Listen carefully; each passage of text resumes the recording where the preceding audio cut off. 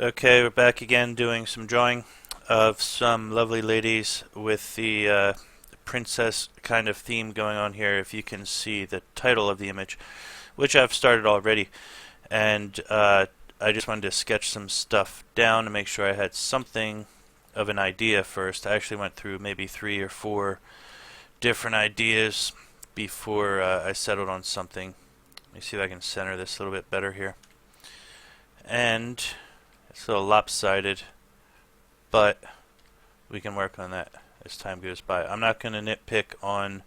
Sometimes I do care, like which direction I started with. In this case, I started with this direction, and so if I were to do this, it would technically be backwards, but not a big deal.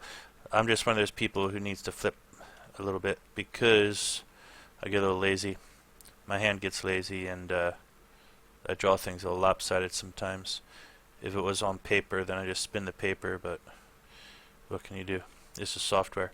So, yeah, we're doing ladies. The theme is, well, I haven't drawn ladies, to be perfectly honest.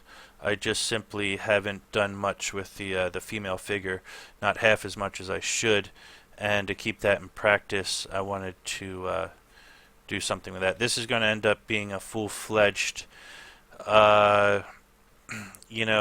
painting picture. I'm going to try and bring it all the way to the edge, not even speed painting, but all the way, to the fine professional edge as best I can with this one. And for video purposes, I'm going to break it down into 3 parts. It's going to be the sketch phase, which you're seeing now, and then there's going to be the next phase. What is the next phase? I guess I planned 3 phases. I think it's a sketch phase for about 20 minutes, a painting phase for 20 minutes, and then we're going to do the final phase, final artwork.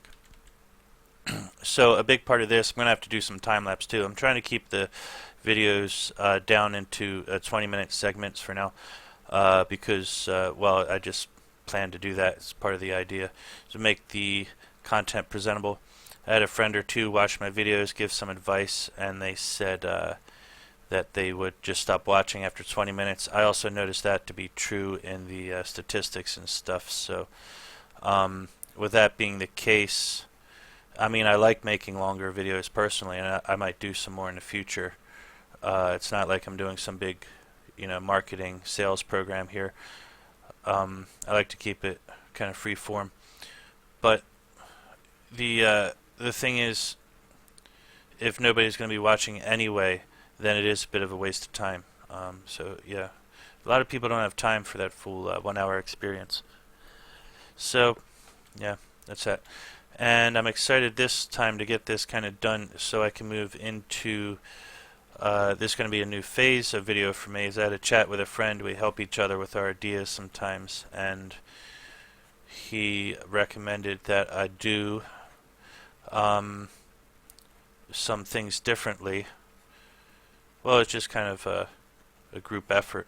I wanted to do things differently. I wasn't sure what it was. One of the things that was a great idea is to have a title screen. And the reason I want to take advantage of a title screen, which is really good for me, is that I can do I can put the finished product of today's work up there. I think rarely within one video am I ever going to have anything spectacular done. Even with time lapse, it's just hard to get up to that point. And so, yeah, that's rarely going to happen unless it's just a very simple thing. But I'm trying to do, all these complicated things here, so it's just not going to happen. Yeah, so on the title there, and I'm going to be using people's music, sound waves and stuff for the time lapses, so it'll be a perfect place to put credits for those people. I want to make sure that everyone does get their credits, and I'm going to try and contact some of these people whose sound I like and see if we can do some collaboration and hopefully pick up the notch, pick it up a notch. What's the expression? It's good for that. Push the envelope. Something I noticed with these girls' legs is like this one here. She has this kind of brute sort of like waddling. In case you can't make it out, this girl in the middle here, she's kind of sitting because this is all still in very early sketch phase here. she's kind of sitting in this Indian style thing, and she's floating in the air. You might have thought this was something like holding her up, or she was like, you know, whatever you think, maybe something going up her butt there, kind of looks like it. But actually she's sitting in like Indian style kind of Buddhist, what they call the lotus position actually.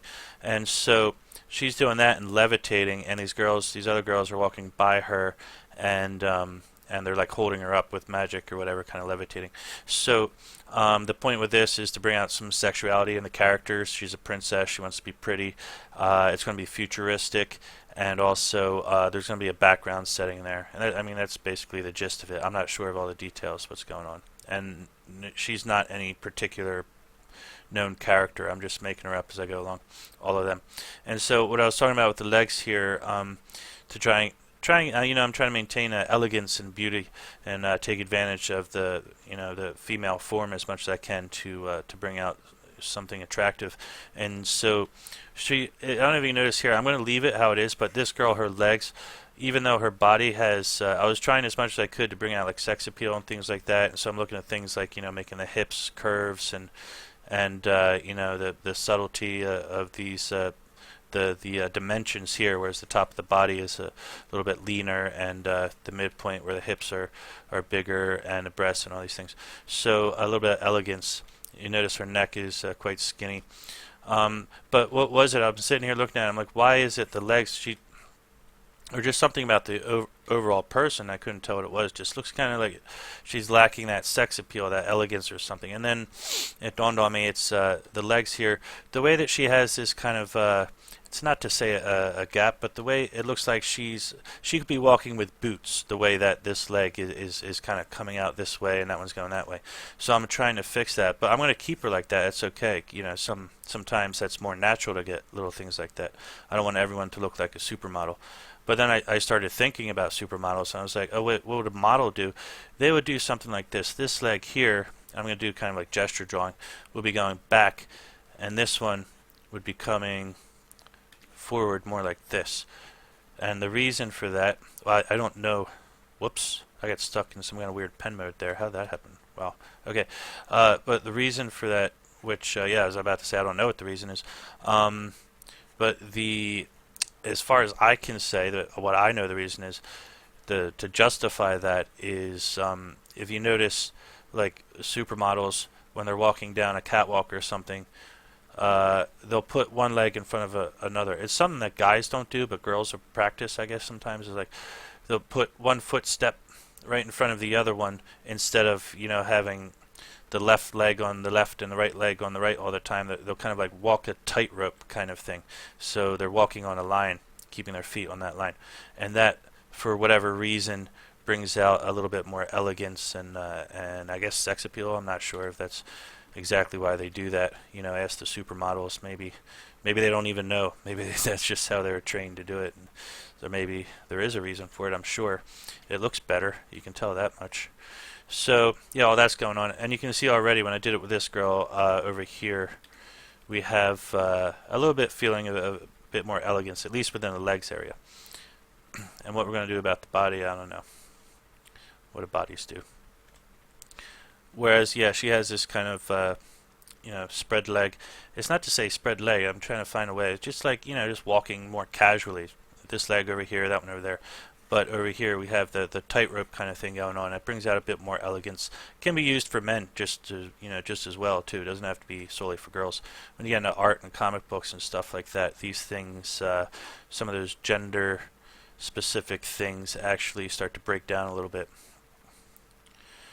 So that's the basis of where I'm at right now with all those ideas. Just working out the forms of things, trying to make things have a certain type of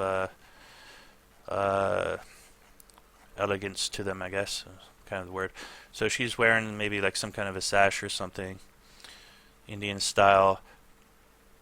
When I say Indian style, I mean Indian from India, not to be confused with the misused, as I've been taught, the misused way of referring to Native Americans, or as it used to be. So Buddhism comes from India. you can argue that point if you want. I'm not sure, but I think they have a strong Buddhism roots in China as well and other parts of Asia.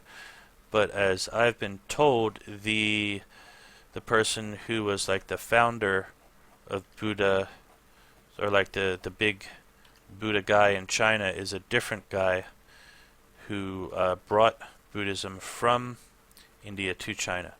And this is all hearsay. I have no idea, how that works, what's true, what's not, but there's all different stuff like that. But as far as I've read and heard, the source of Buddhism, the original one, would be from India, and then it just roots from there onto other locations where they may or may not have other people who brought it to other locations, or however you want to argue it.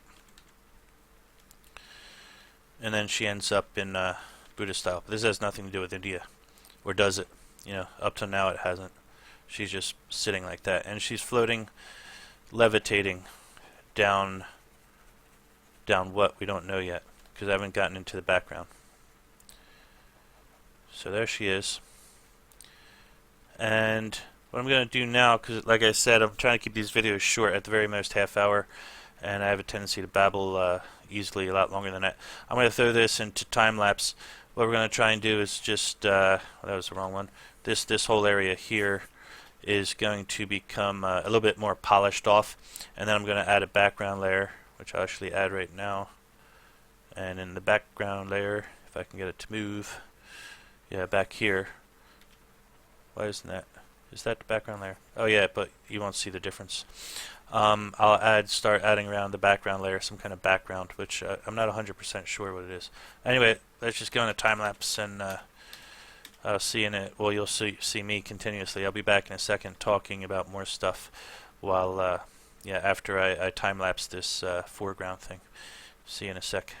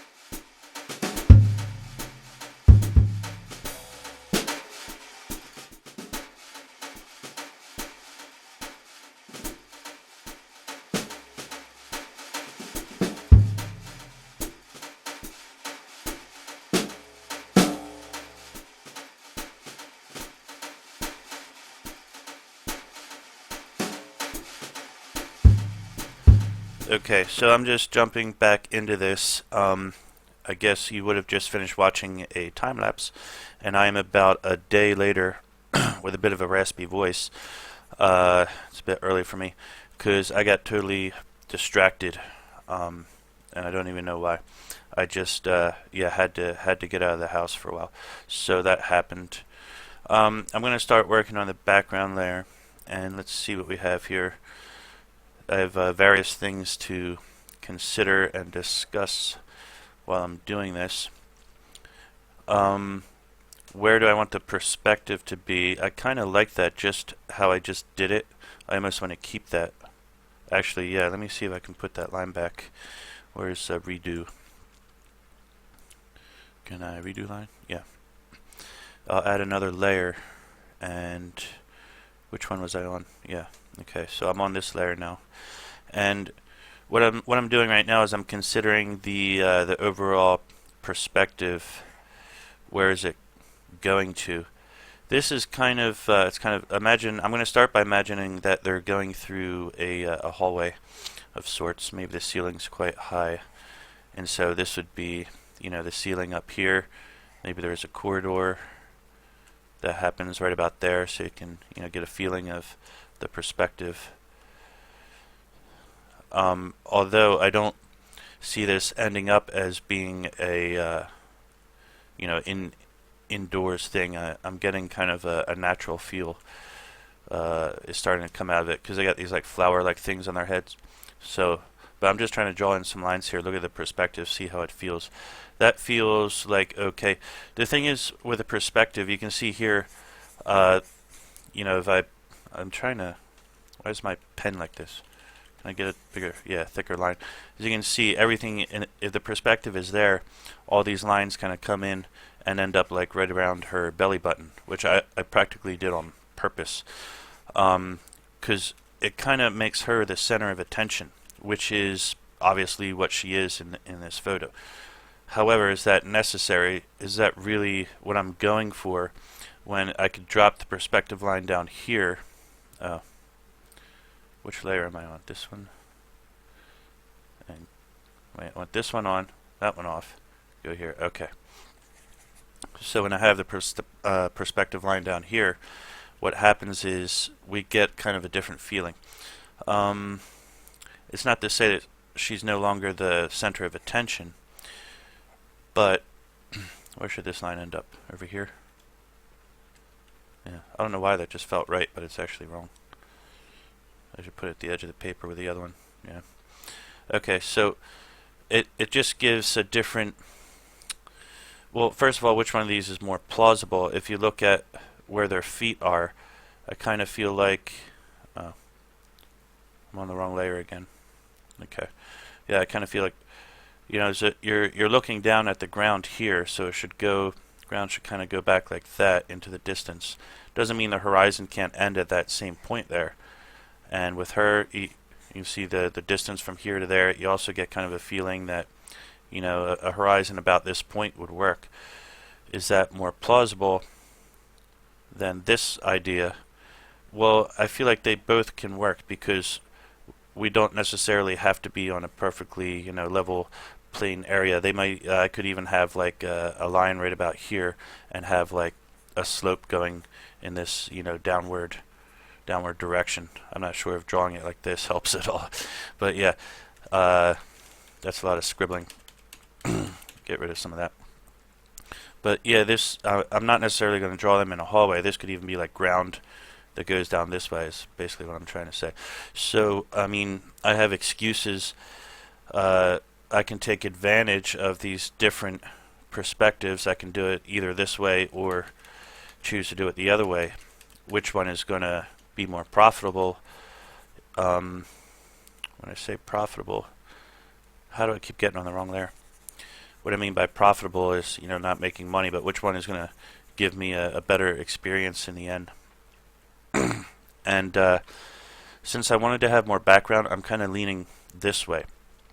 You might not agree with that decision right now, but if you can see the final vision. Oh my god, I keep doing that. That's annoying. Alright, yeah. Am I on the right layer now? Yes, okay. So if the horizon were to be back here, it does a couple of things for me.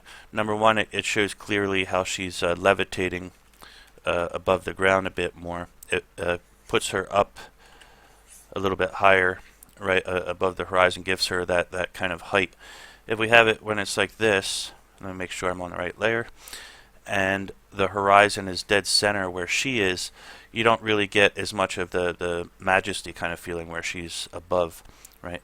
So things like that. And also with consideration, I might, okay, wrong layer, I might choose to fill in a lot of background back here. It could be like buildings or trees or something, because I want to know, I want to express that we're in the future. And so basically what I'm getting at is that I might, actually I really like those lines I just drew there. I'm going to keep that. That's feeling good. I might, I think I'm definitely going to change the canvas size into something wider or higher, one or the other. I don't really like this perfect box thing. So yeah, which one? I want to show a lot of environment and have a lot of detail and, like, make it look like they're in some futuristic or fantasy environment. So I'm going to go ahead and do that right now. Size canvas. We need a good aspect ratio. Oddly, this doesn't seem like a bad start. Is this canvas in the... yeah, it's about right. Okay. I guess 4,000 is what I'm looking for. Did I not center that? Let me try that again. Size canvas. I'm going to go to 4,000 here. I guess I need to hit this thing. Yeah, 4,000 is right. I didn't mean to hit the enter button though. And did not mean for it to scale. Need to undo this one. So we go to 4,000 and keep the current 2,000. Center it with that button. There we go. That process there hasn't changed from any software I've used, starting way back with old Photoshops and Corel Draws. I'm not sure about where Corel Draw went. I remember using it. A friend had a copy of it, and I was using it on his computer for a while, trying to study it. And what happened was I found it very confusing, very difficult to use.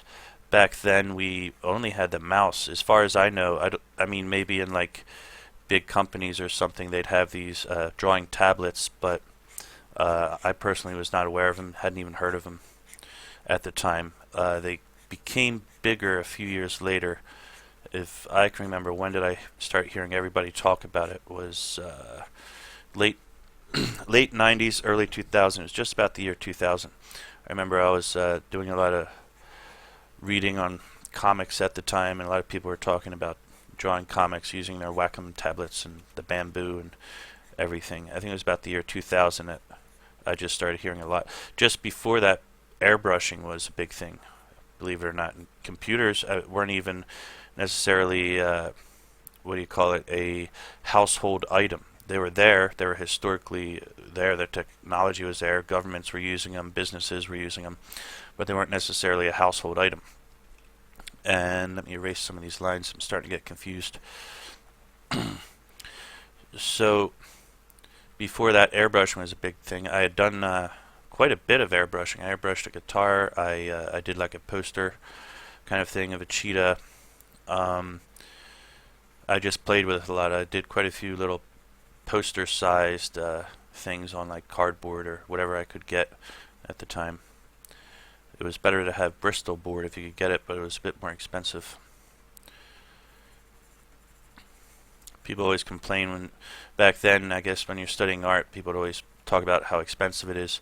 I never found it to be that expensive. I mean, if you have to spend $10 or $20 to get sketchbooks and stuff like that, which is really all you need, a pencil and a sketchbook, and you're good to go. If you're really hard up for money, for cash, don't have work and stuff like that, you can even find scrap paper from offices. So that takes a little bit of ingenuity, I guess, a little creativity within itself, which if you plan on being an artist, you should not have too much of a problem with that.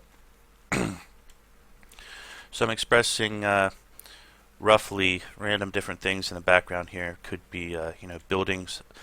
They might even end up being some type of natural formations, like natural rock formations or trees or something like that, but just something that feels good for me at the moment. These lines ended up being somewhat useless. These perspective lines that are coming here that originally looked like a hallway going to the distance, but they are going to be used. What what's happening is we're in an outdoor environment and it's futuristic, and that's as much as I know at the moment. I'm just, going along with a program myself here to see what happens. This will go about over there. I want this line just for a guide. See where that ended up there, this ends up here. Okay. So these things, whatever they are, they're like pillars. Because she's, floating, levitating, excuse me, down the way here. So like, kind of gracefully and elegantly, I would imagine it's not just some random forest area she's going through. She's a princess, right? So there should be something like a majestic walkway around this area.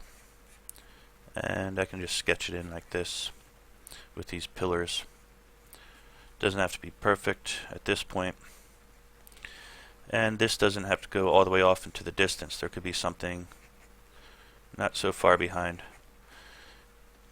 I never really like to do anything too, not to say techie. Techie is okay. I've done techie stuff. When I say techie, T-E-C-H, like technical, I'm not even sure the exact, like technical drawing, I guess, is kind of the word for it. If you do technical drawing, you just know what I mean, like mechanical, perfect lines and all this stuff.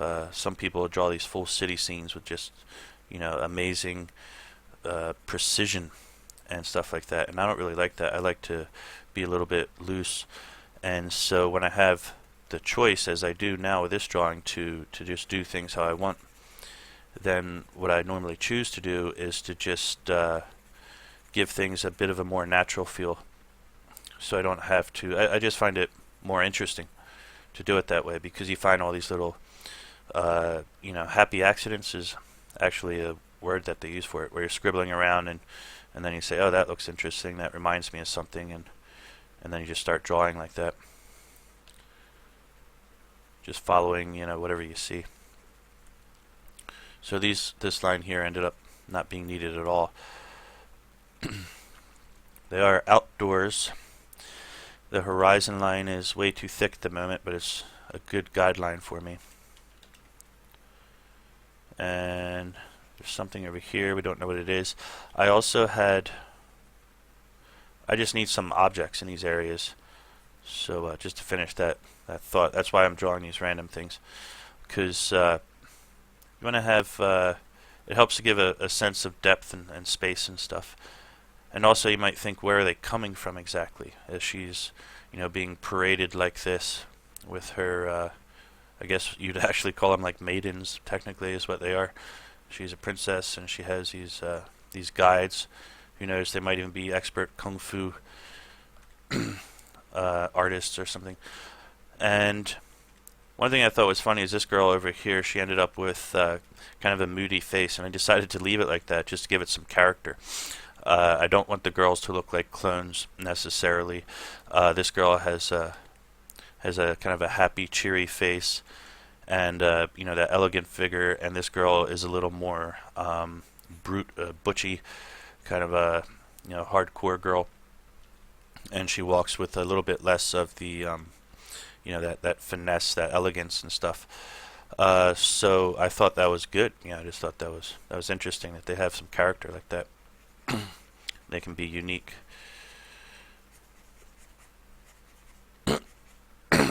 Yeah, I really got to clear my throat.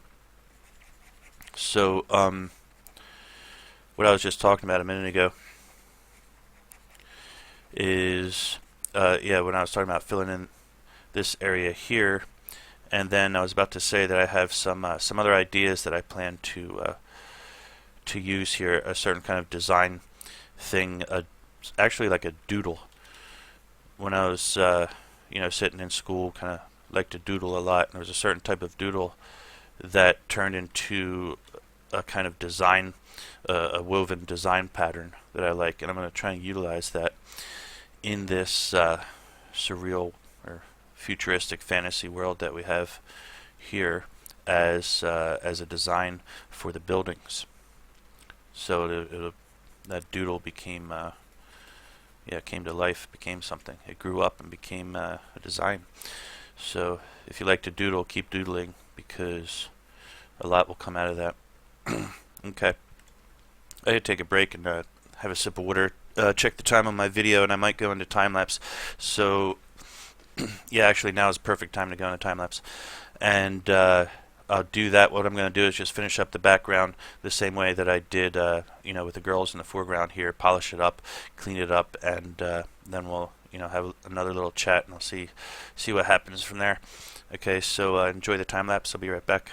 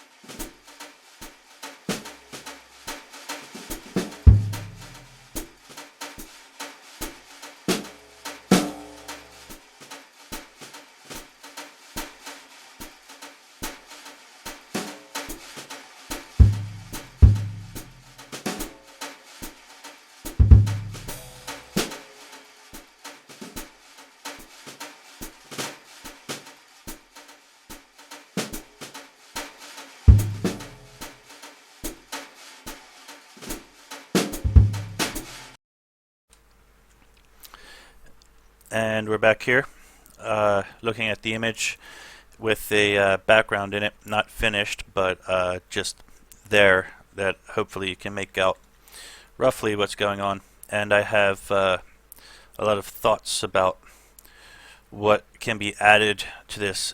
When you get into city scenes, it can become really complicated because there's so much I could do with, I could add all these lines, bricks and layers and windows and stuff on the buildings.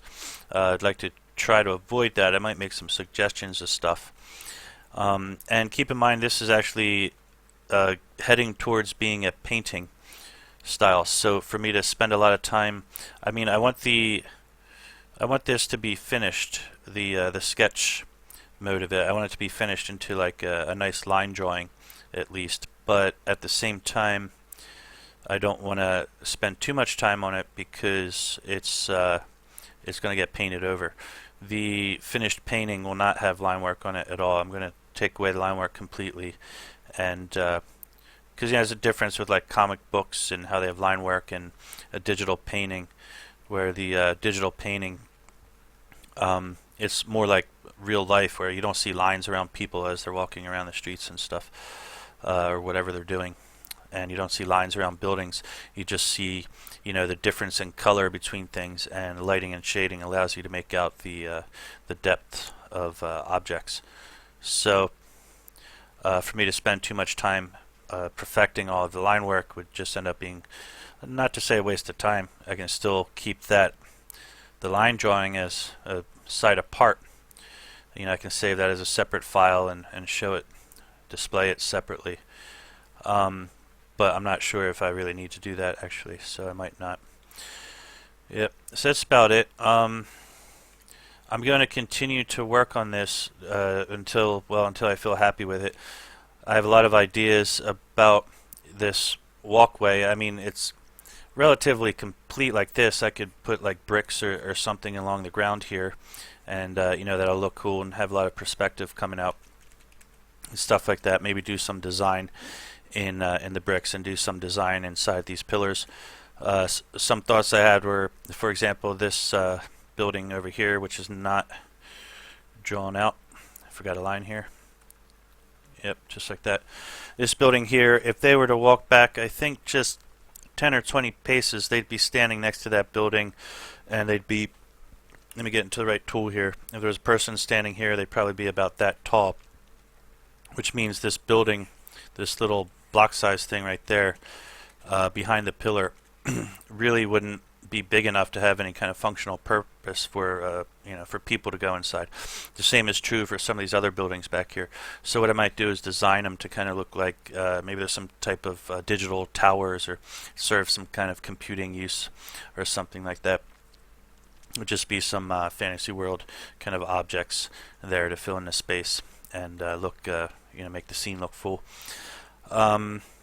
Aside from that, like maybe this area that they're walking through could be kind of like caged in by force fields, and they're walking through a protected area, and that'll give off some glow and some color. Could be evening. That's all the stuff that I'll go into the next video when I start coloring, basically. So yeah, a lot of ideas. I'm going to fill it in some of these more details with line work, and then I'll put that up along with this video, and that'll be it. So yep, thank you very much for watching, and see you next video.